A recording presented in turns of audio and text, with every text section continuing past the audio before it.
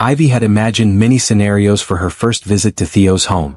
None of them involved standing in his penthouse foyer at 2 p.m. on a Saturday, wearing jeans and a sweater, clutching a notebook like it was a shield against the sheer absurdity of the situation. "You live here," she said, stating the obvious because her brain had apparently abandoned ship upon seeing the floor-to-ceiling windows overlooking Central Park, the art that probably belonged in museums, and the open floor plan that was larger than her entire apartment building. "I do." Theo appeared from what she assumed was the kitchen, also in jeans, expensive jeans but still, and a simple black t-shirt that should have made him look casual but instead just highlighted every muscled line of his torso. He was barefoot. Ivy tried very hard not to think about the fact that Theodore Vaughn had bare feet. "Coffee? Please? And maybe a paper bag to breathe into." His smile was quick. "Nervous? I'm in my CEO's penthouse to learn how to fake date him. Of course I'm nervous." Ivy followed him to the kitchen, which featured marble countertops and appliances that looked like they belonged on a spaceship. "What if someone sees me here? What if people think that we're together? That's the point." Theo poured 2 cups from a fancy espresso machine. "We need to be comfortable around each other before San Francisco." Convincing. "Which means spending time together outside the office." "Right. Spending time. In your penthouse. Alone." Ivy accepted the coffee. "This is fine. Totally normal. Definitely not a recipe for disaster." "Are you always this nervous or is it just around me?" "Just you." The honesty slipped out before Ivy could filter it. "You're very intense. And intimidating.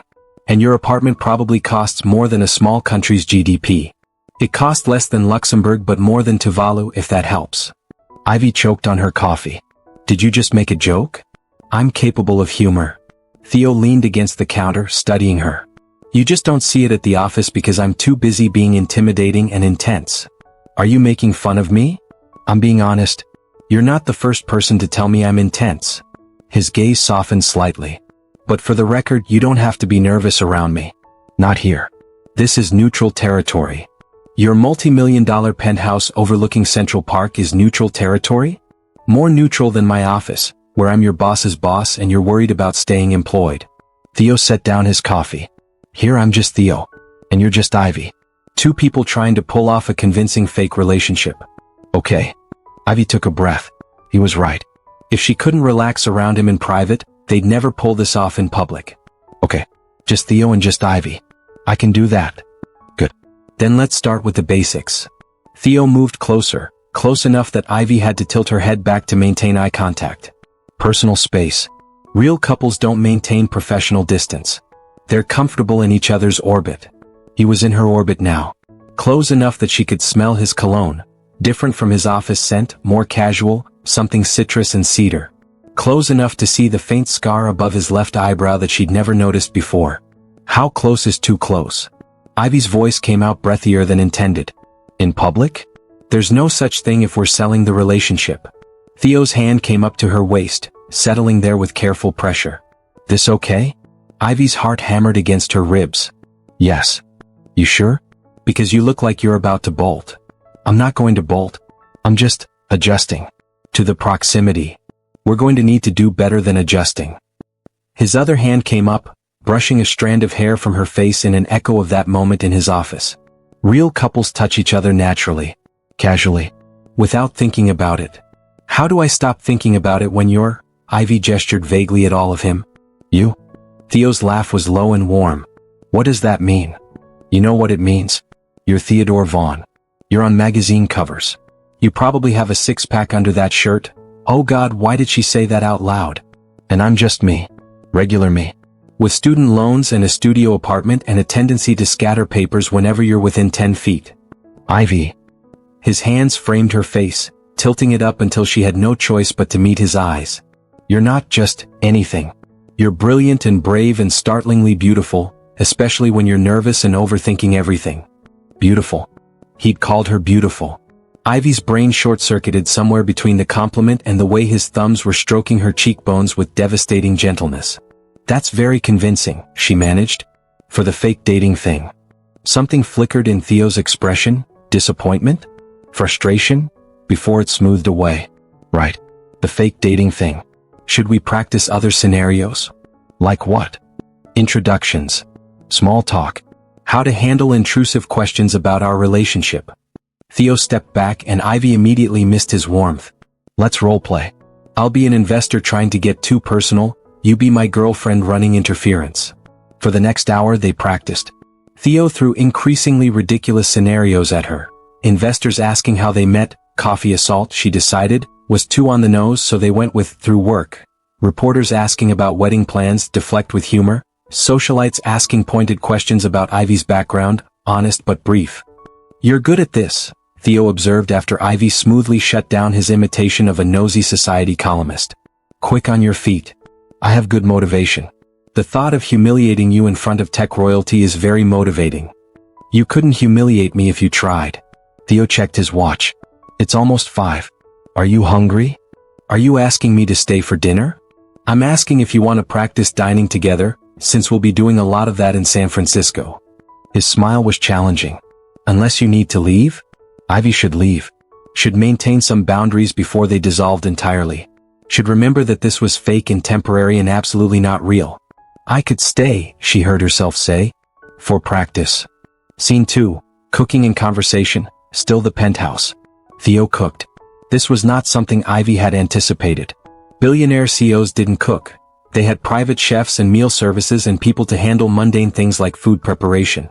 But there was Theo moving around his kitchen with surprising competence, dicing vegetables and searing salmon while Ivy sat on a bar stool and tried not to stare. You look shocked, he observed, not looking up from the cutting board. I assumed you survived on takeout and the souls of your competitors. I eat souls for breakfast.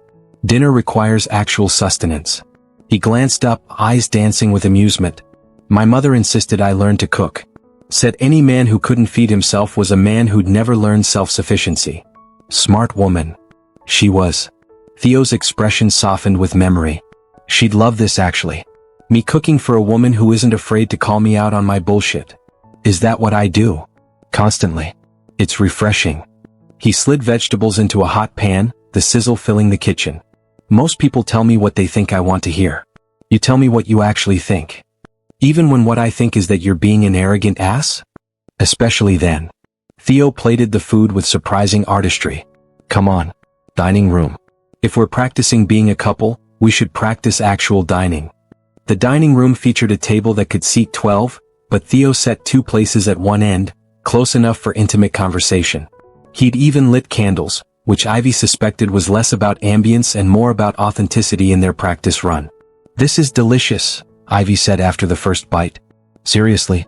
I expected. I don't know, adequate. But this is actually good. Your expectations for me are distressingly low. Can you blame me?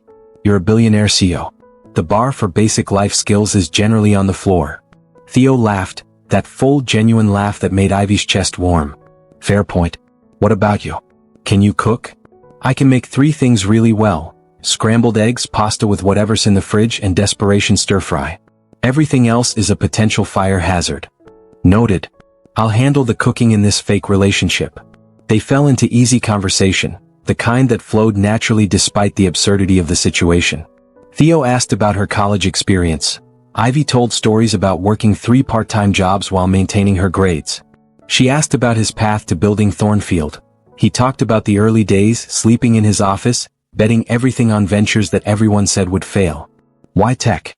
Ivy asked, accepting a second glass of wine. You could have done anything. Because technology is the great equalizer. It doesn't care about your last name or where you went to school or who your parents knew. If your idea is good, if your execution is solid, you win. He paused.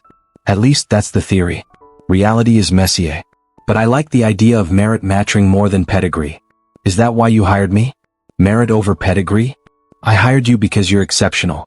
And because watching you frantically clean coffee off my suit while apologizing 17 times was the most genuine interaction I'd had in years. Theo's gaze held hers across the table. You were real, Ivy. Everyone else in that lobby would have either run away or tried to use the situation to their advantage. You just apologized and offered to fix it. Like I was a person, not a billboard for success. Ivy's throat tightened. You are a person.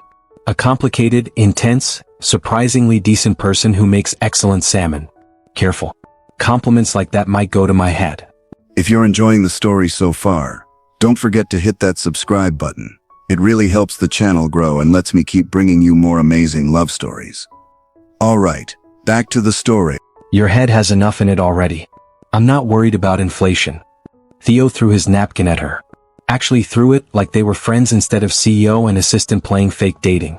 Ivy caught it reflexively, laughing. Did you just throw a napkin at me? You insulted my ego. Retaliation was required. Very mature. Very CEO-like. I contain multitudes. Theo stood, collecting their plates. Come on. Let's practice the hardest part. Which is? His smile was dangerous. Looking like we're in love. Scene 3, the photography problem living room. We need photos, Theo explained, scrolling through his phone. Couples have photos together. Candidates post shots, memories. If someone asks to see pictures from our relationship, we need to have them. So we're fabricating a photo history now? We're being thorough. Theo handed her his phone. Take some shots. Make them look natural. What followed was possibly the most awkward 20 minutes of Ivy's life. Not like that, Theo said as Ivy held the phone at arm's length for a selfie. You look like you're taking a hostage photo. Relax. I am relaxed. Your shoulders are up around your ears and you're grimacing. I'm smiling. That's a grimace. Theo moved behind her on the couch, wrapping his arms around her waist and pulling her back against his chest. Better. Now actually smile. Think of something funny.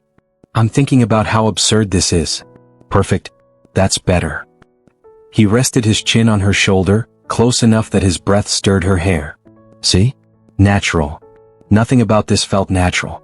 Nothing about being wrapped in Theo's arms, feeling the solid warmth of him against her back, smelling his cologne mixed with something uniquely him. None of it felt natural. It felt electric. Dangerous. Utterly intoxicating. Ivy took the photo before she could overthink it. Good, Theo murmured, not releasing her. Take a few more. Different angles. They spent the next hour creating their fake relationship history.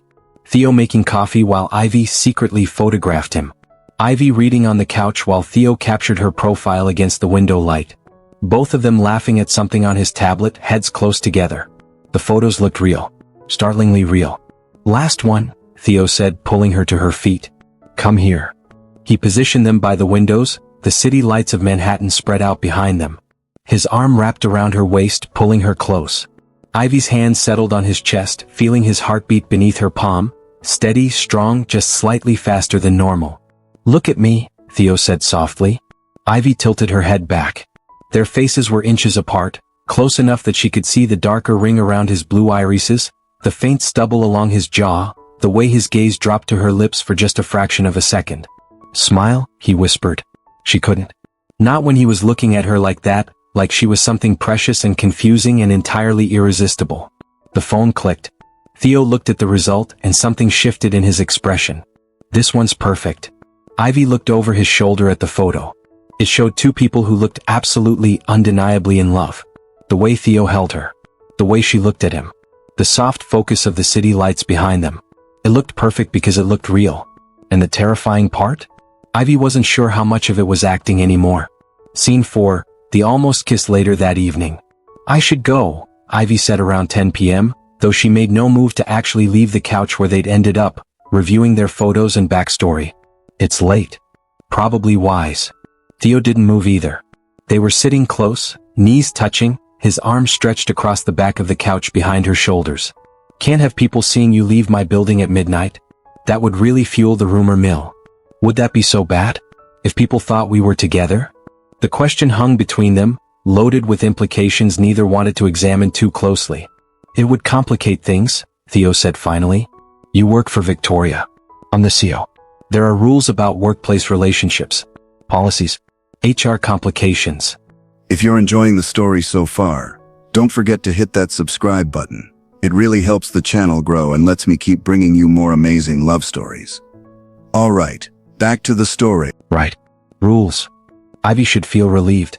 Instead, she felt a sharp stab of disappointment. Good thing this is fake then. Good thing, Theo agreed, but his voice held an odd tension. They sat in silence, the kind that stretched and pulled and became increasingly uncomfortable. Theo? Ivy turned to face him, which was a mistake because it brought them even closer. Can I ask you something? Always. Why don't you date? Really? It can't just be the workplace policy thing. You're Theodore Vaughn. You could date anyone. His jaw tightened. I did date. What? Seriously? Her name was Catherine. We were together for 2 years. I was going to propose. What happened? She accepted a position with one of my competitors. Took proprietary information with her. Turned out the entire relationship had been a long con to get access to Thornfield's strategic plans. Theo's voice was flat, emotionless. I was the mark.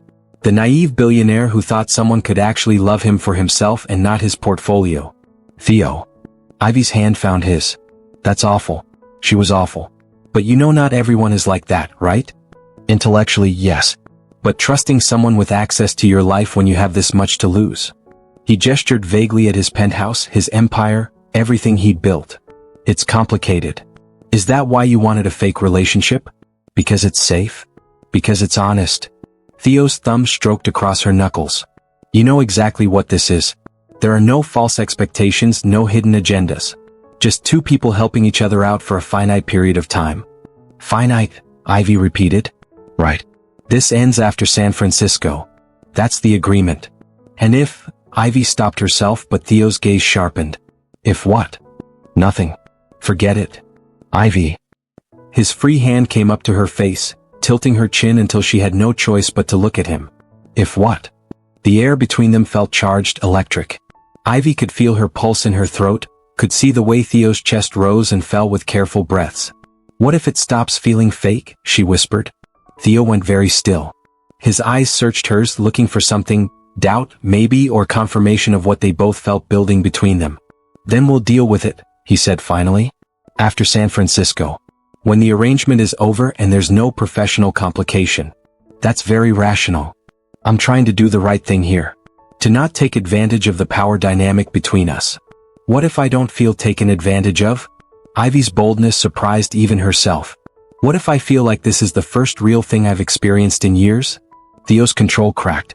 His hand slid from her chin to cup the back of her neck, pulling her closer. Ivy, if you keep looking at me like that. Like what? Like you want me to kiss you. Maybe I do. His thumb traced her lower lip, the touch so gentle it made her breath catch. This is a bad idea. Terrible, Ivy agreed, not pulling away. We agreed to keep this professional. We did. After San Francisco. We said after. You said after. Theo's jaw clenched with the effort of restraint. Ivy watched the war play out in his expression. Desire versus control, want versus should. Control won. He pulled back, though his hand lingered on her face for one more moment before dropping away. I'll call you a car.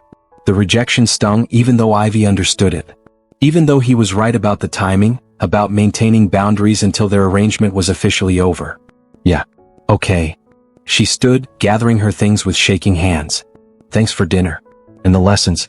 Very educational. Ivy. Theo caught her hand as she passed. This isn't, I'm not rejecting you. I'm trying to do this right. To not rush something that might actually mean something. Might actually mean something. Those words carried her home, played on repeat in her mind, kept her awake until 3 a.m. staring at her ceiling. Because if it meant something to Theo, controlled, careful, damaged Theo who didn't let anyone close, then maybe she wasn't crazy for feeling like she was falling off a cliff with no safety net. Maybe they were falling together. The private jet was Ivy's first clue that she'd entered an entirely different stratosphere of existence. This is insane, she muttered, settling into a leather seat that was nicer than her entire couch. People don't actually travel like this. Some people do. Theo looked up from his laptop, lips quirking. You'll get used to it. I don't want to get used to it. If I get used to private jets and champagne at cruising altitude, how am I supposed to go back to economy and ginger ale? Who says you have to go back? The question hung in the air between them, loaded with implications. They'd barely spoken since the almost kiss 2 weeks ago, maintaining careful professional distance at the office.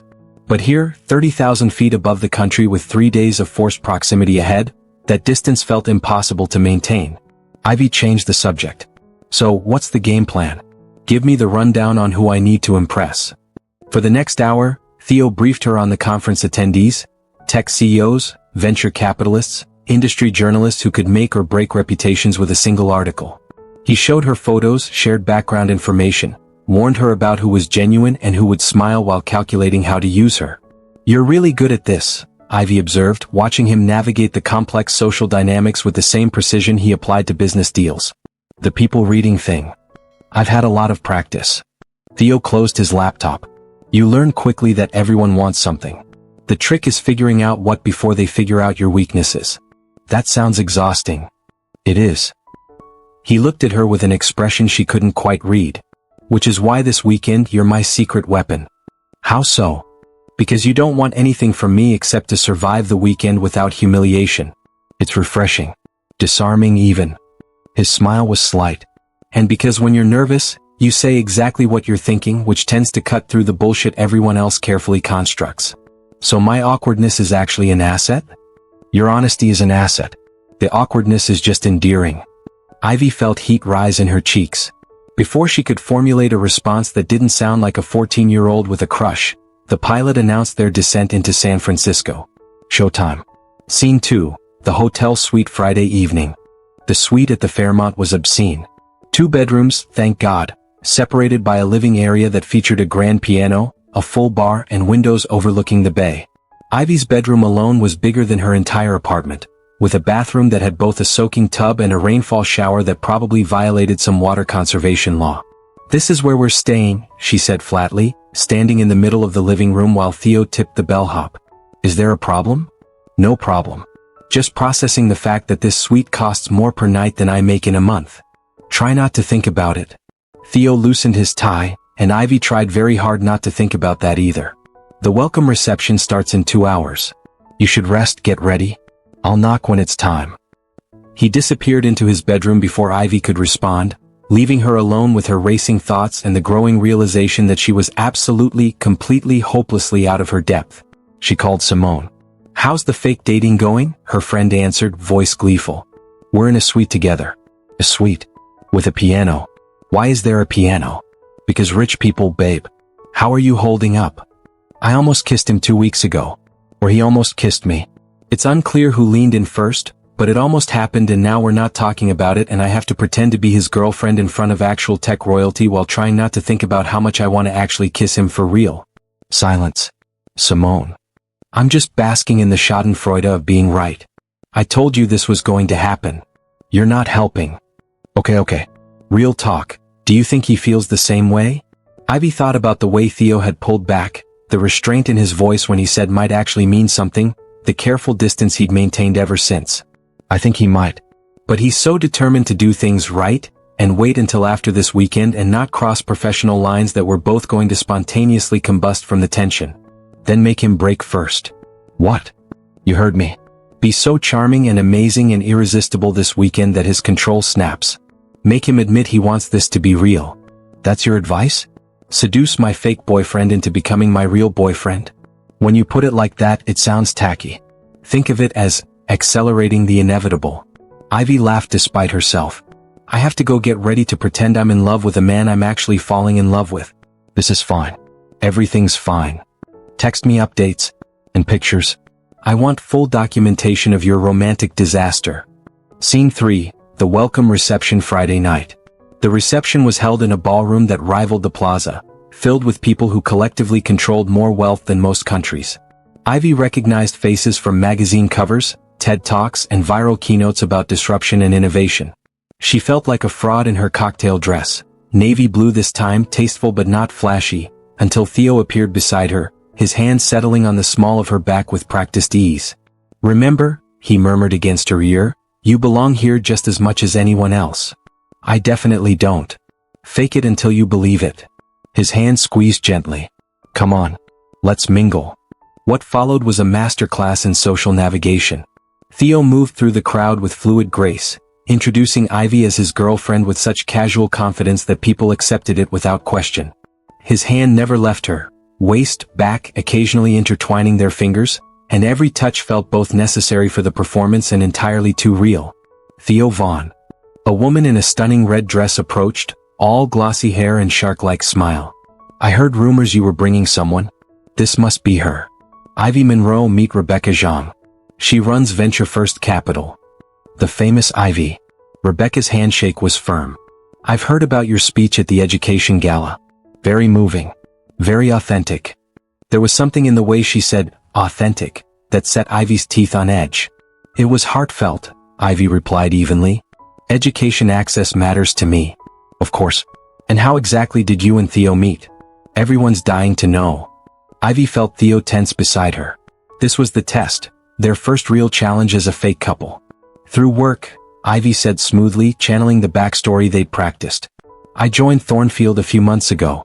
Theo was persistent in pursuing me, despite my very professional objections. Theo's eyes sparked with amusement. They hadn't practiced that particular spin. Persistent, he echoed, his hands sliding to her waist.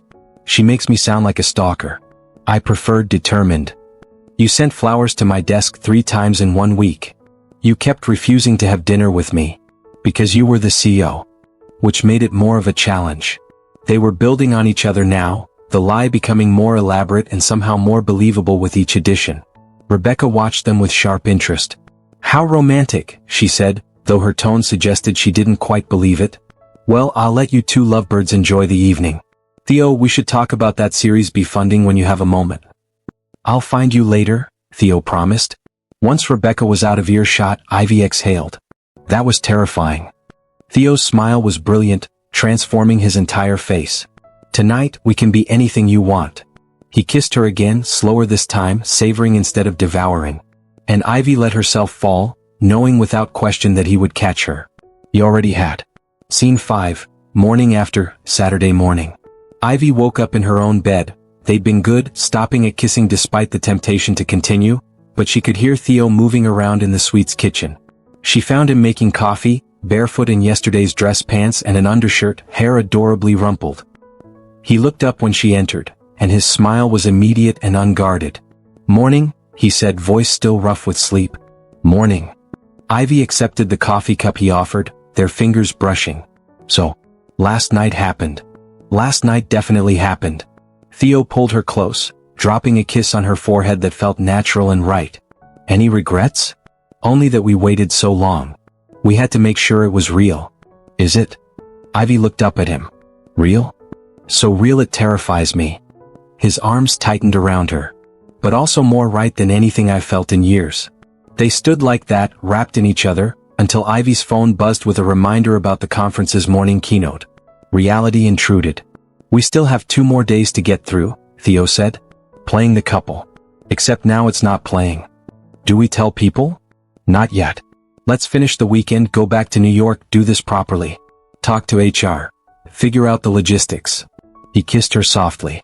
But tonight, after the investor dinner, I'm taking you somewhere. Just us. A real date. No performance. No agenda. A real date, Ivy echoed, the words making her grin like an idiot. The realist. Theo reluctantly released her.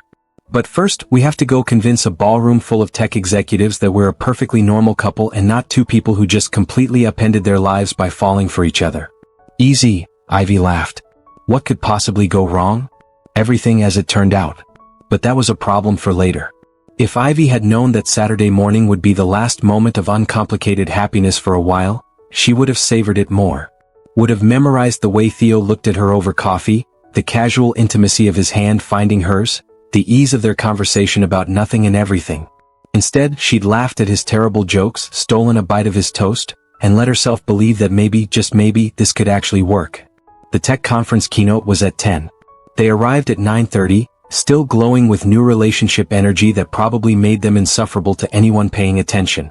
Theo kept finding excuses to touch her, adjusting her collar, brushing invisible lint from her shoulder, tangling their fingers together when he thought no one was looking. You're being very obvious, Ivy murmured as they took their seats in the front row. Can't help it. You're very distracting in that dress. It's a business suit. It's a very attractive business suit. Ivy bit back a smile, acutely aware of the dozens of eyes watching them. This was what they'd wanted, to appear convincingly coupled. But now that it was real, the performance felt both easier and infinitely more complicated. The keynote speaker was someone Theo knew, a former colleague turned competitor, and Ivy tried to focus on the presentation about AI integration and market disruption. But her attention kept drifting to the man beside her, to the way his thumb stroked absent patterns on her palm, to how right this felt. Her phone buzzed. A text from Victoria. Call me when you get a chance. Something's come up. Ivy frowned. Victoria knew she was at the conference. Knew she was supposed to be focusing on supporting Theo. For her to interrupt meant something was actually wrong. She excused herself quietly, slipping out of the ballroom to a quiet corridor. Victoria? What's wrong? Where are you? Victoria's voice was tight with stress. San Francisco. The tech conference. Remember? You approved. I know where you are. With Theo. Something in Victoria's tone made Ivy's stomach drop. Ivy, I need you to tell me the truth. Are you dating Theodore Vaughn? The world tilted sideways. I what? Why would you? Because there are photos, Ivy. All over social media. You and Theo at the reception last night, looking very much like a couple. There's a gossip column this morning speculating about the CEO's mysterious new girlfriend. And I just got a very pointed email from HR asking why I didn't disclose that my executive assistant was in a romantic relationship with the CEO. Victoria, I can explain? Can you? Because from where I'm sitting, it looks like you've been lying to me. Using your position to get close to Theo. Do you have any idea what this looks like? What it does to my credibility when my own assistant is secretly sleeping with my boss? We're not, Ivy's voice cracked. It's not like that. Then what is it like? Because I trusted you, Ivy. I vouched for you. And now I look like either I was complicit in a massive HR violation or I'm incompetent for not noticing what was happening right under my nose. Guilt crashed over Ivy like a wave. She hadn't thought about how this would affect Victoria. Hadn't considered that their fake arrangement turned real would have consequences beyond just the two of them. I'm so sorry, she whispered. I never meant to put you in this position. But you did. And now we all have to deal with the fallout. Victoria's voice softened slightly. Look, I like you, Ivy. You're good at your job. But this is a mess. We'll talk when you get back. Figure out next steps. The call ended, leaving Ivy standing in an empty corridor with her heart in her throat and the horrible realization that she'd been so focused on her own feelings, she'd forgotten about everyone else who would be affected. Scene 2, the Confrontation Hotel suite that afternoon. Theo found her on the suite's balcony an hour later, staring at the bay without really seeing it. You missed the rest of the keynote, he said quietly. Victoria called. Ivy didn't turn around. There are photos. Articles. HR is asking questions. She's furious with me. She heard Theo move closer, felt his presence behind her. I know. My phone's been blowing up too. Pierre wants a statement. The board wants a meeting. Apparently our convincing performance was a little too convincing. This is a disaster. It's a complication. There's a difference. Now Ivy did turn, and the look on her face must have telegraphed everything she was feeling because Theo's expression shifted from calm to concerned in an instant. We should have thought this through, Ivy said, her voice tight. Should have anticipated that people would notice, that there would be photos, that this would affect more than just us. We did think it through. We knew there would be attention. That was part of the point. The point was fake dating to discourage investors, not creating an actual HR nightmare that makes Victoria look incompetent and puts my job at risk. Your job isn't at risk. I won't let. You won't let. Ivy's laugh was bitter. Do you hear yourself?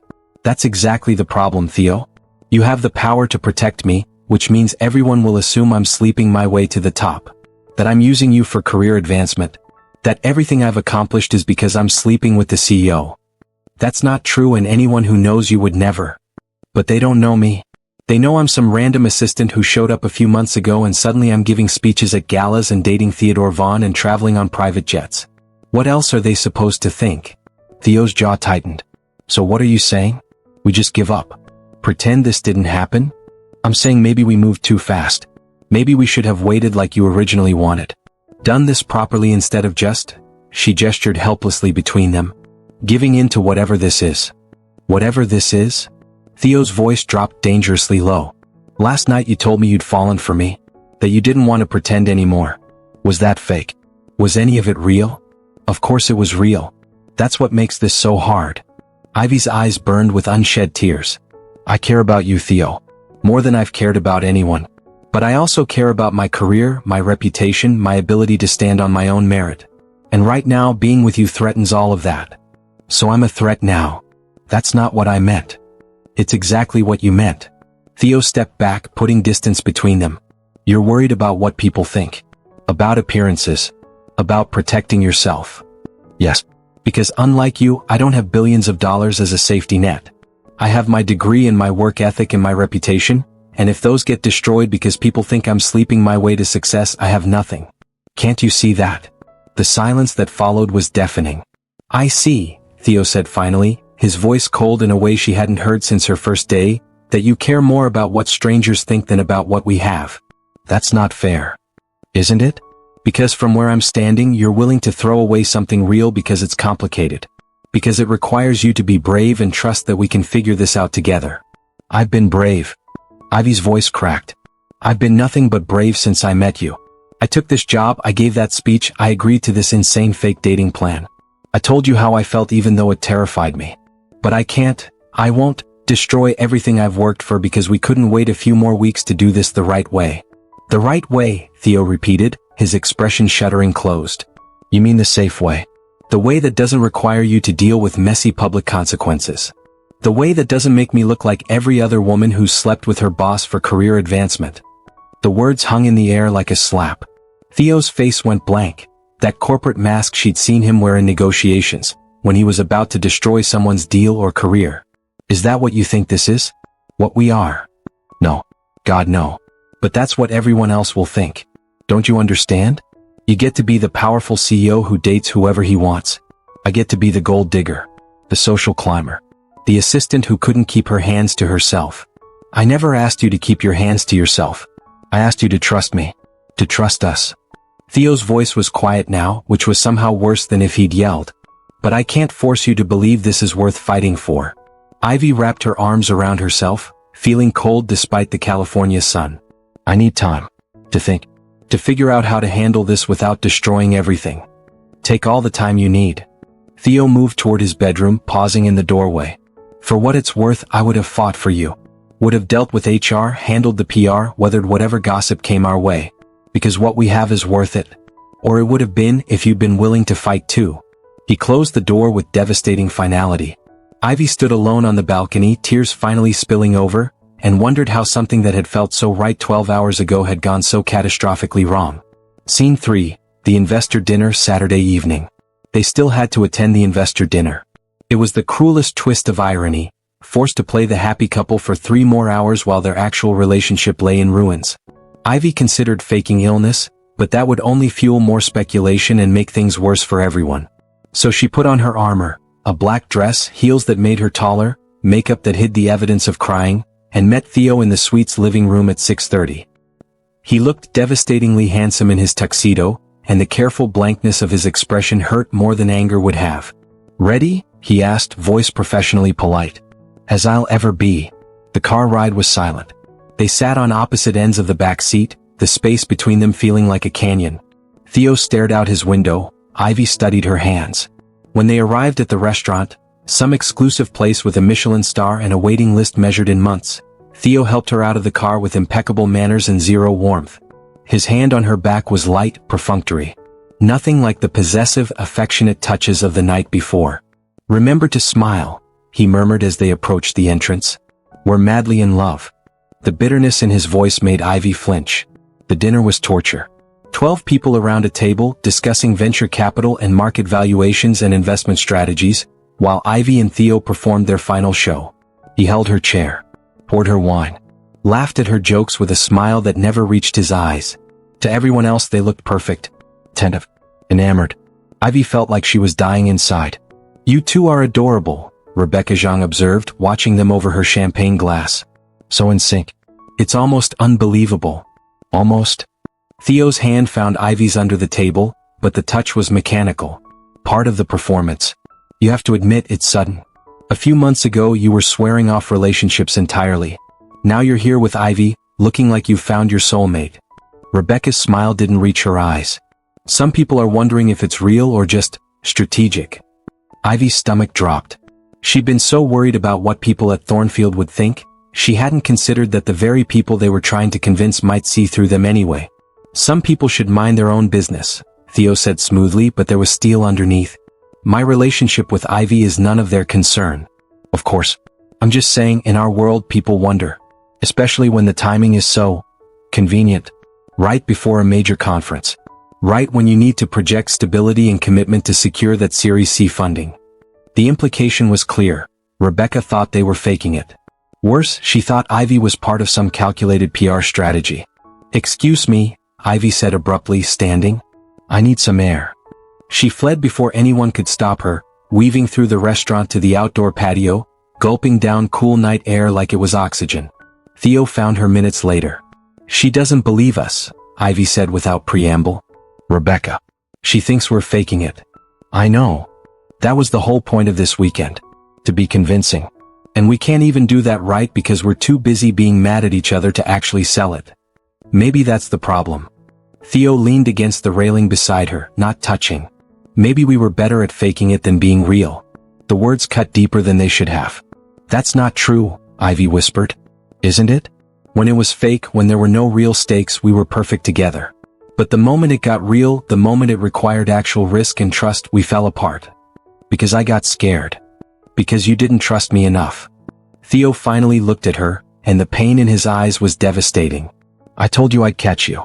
But you jumped back to safety before giving me the chance." "I'm sorry," Ivy said, tears threatening again. "I'm so sorry." I panicked. Victoria was so angry and HR was asking questions and I couldn't see past the immediate disaster to remember why we were doing this in the first place. "Why were we doing this, Ivy?" Theo's voice was soft. "What was worth all the risk and complication?" "You. This." She gestured helplessly between them. "The way you look at me like I'm not just an assistant or a pretty face but someone who actually matters. The way I feel when I'm with you, like I'm finally, completely myself. Like I don't have to perform or pretend or be anything other than exactly who I am. Then why are you giving up on it?" I don't want to." Ivy took a shaky breath. "I don't know how to do this, Theo. How to be with you and keep my integrity and not lose myself in the process." "You don't lose yourself. That's not how this works." Theo reached out, his hand hovering near her face before dropping. "But I can't force you to believe that. You have to decide if what we have is worth the fight. If I'm worth the fight." "You are. You absolutely are. But I need to figure out how to fight without destroying everything I've built." "Then figure it out." Theo stepped back. "I'll give you space, Tom. Whatever you need. But Ivy?" He waited until she met his eyes. "I meant what I said last night. I've fallen for you. That doesn't just disappear because things got complicated. So whenever you're ready to stop running, I'll be here." He walked back inside, leaving Ivy alone with the city lights and the crushing weight of her own fear.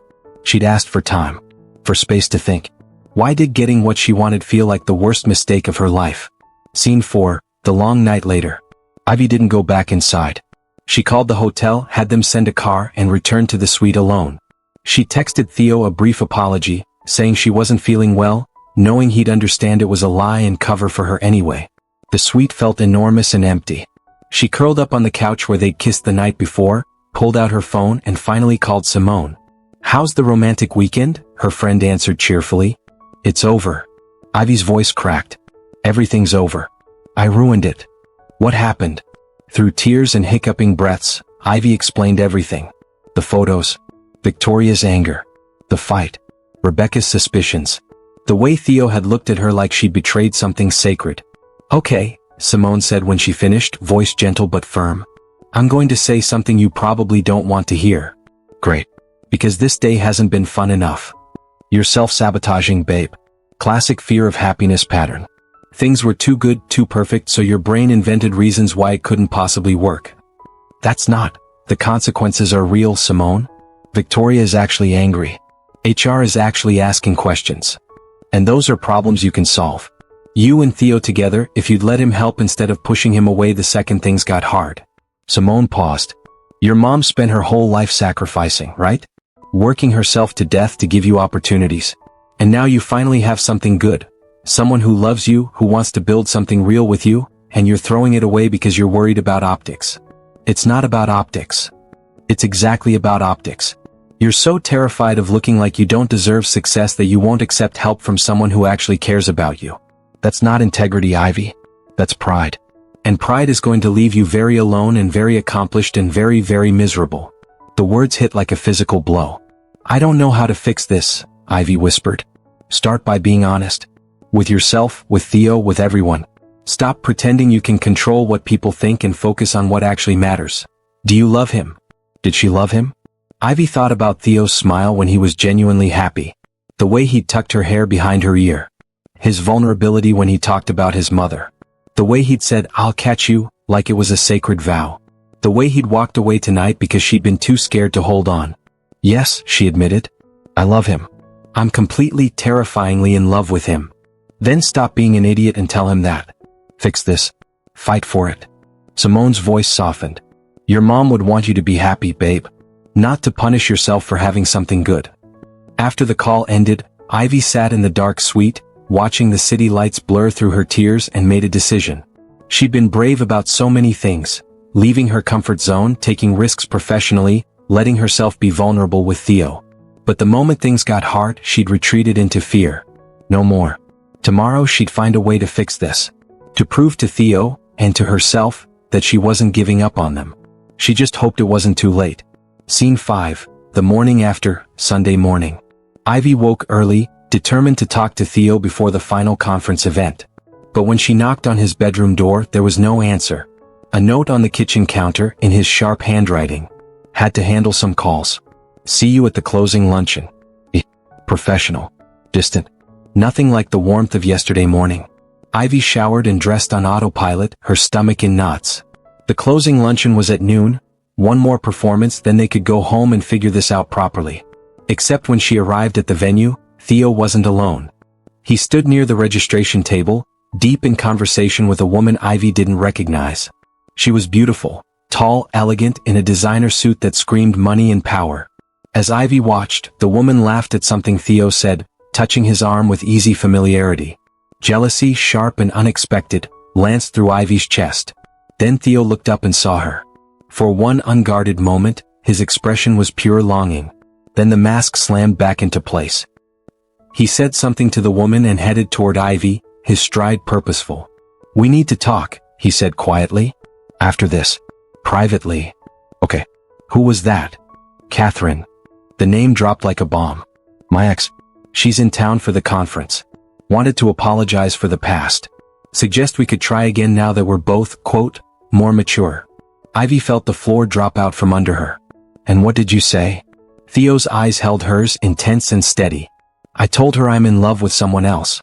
Someone brilliant and brave and currently driving me insane. But I didn't tell her whether that someone loves me back." "Theo." "After," he said firmly. "After we get through this final show. Then you're going to tell me honestly whether you want this. Whether you want us. And we're going to figure out everything else together, or we're going to end this cleanly so we can both move on." He walked away before Ivy could respond, leaving her standing in the middle of the registration area with her heart in her throat and the crystal clear realization that she'd been an absolute idiot. She loved him. And she was about to lose him if she didn't figure out how to be as brave in love as she was in everything else.